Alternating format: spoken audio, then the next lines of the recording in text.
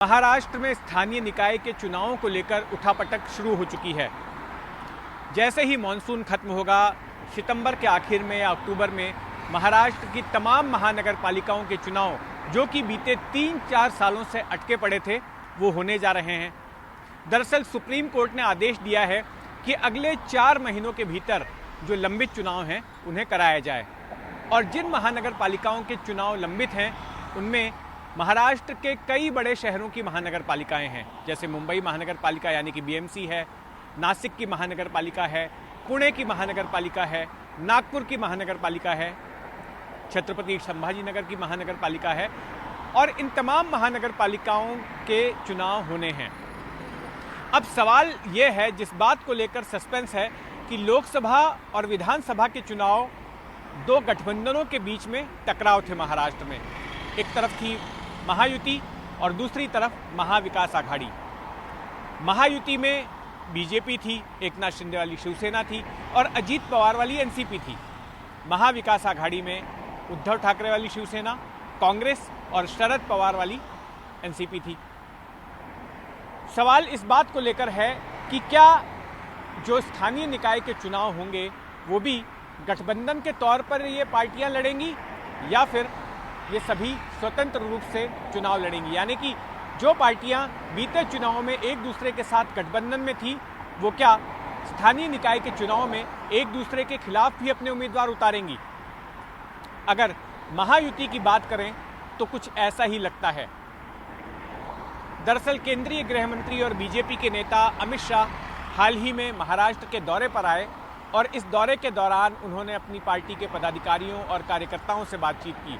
लेकिन एक मुलाकात मुंबई के सरकारी निवास सह्याद्री में उनकी राज्य के उप मुख्यमंत्री और शिवसेना के प्रमुख एकनाथ शिंदे के साथ भी हुई। और इस मुलाकात में ये बताया जाता है कि एकनाथ शिंदे ने मुंबई महानगर पालिका में 107 सीटों की मांग की है, 107 वार्ड्स की मांग की है। मुंबई में कुल 227 वार्ड हैं, 227 वार्ड हैं। अब उनमें से लगभग आधे वार्ड्स की मांग एकनाथ शिंदे ने कर डाली है। लेकिन अमित शाह ने ऐसा कोई वादा नहीं किया कि अगर गठबंधन करते हैं तो हम आपको 107 वार्ड दे देंगे।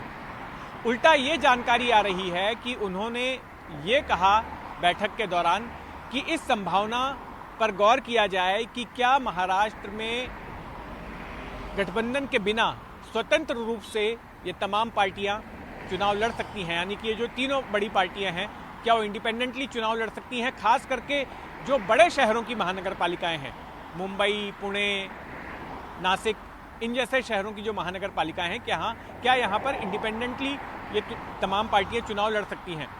तो इस संभावना पर गौर करने को कहा गया है। लेकिन सबसे बड़ा सवाल मुंबई महानगर पालिका को लेकर ही है। दरअसल मुंबई महानगर पालिका पर बीते 2.5 दशकों से शिवसेना का कब्जा रहा है।